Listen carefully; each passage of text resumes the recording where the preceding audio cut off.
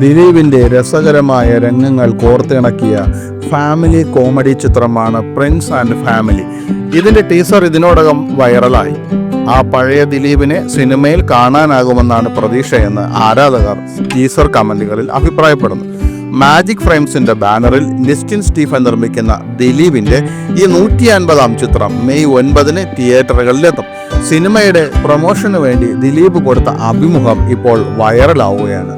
നിലവിലെ കേസുമായി തനിക്ക് സംസാരിക്കാൻ താല്പര്യമില്ലെന്നും ഒരു ദിവസം ദൈവം എല്ലാം സംസാരിക്കാൻ അവസരം തരുമെന്നും ദിലീപ് പറയുന്നു.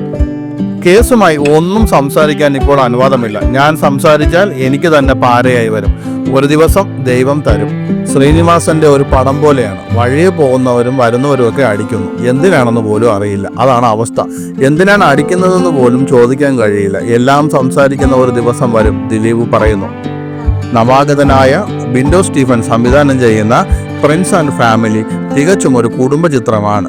ചിത്രത്തിൽ ദിലീപിന്റെ അനുജന്മാരായി എത്തുന്നത് ധ്യാൻ ശ്രീനിവാസനും ജോസ് കുട്ടി ജേക്കബുമാണ്.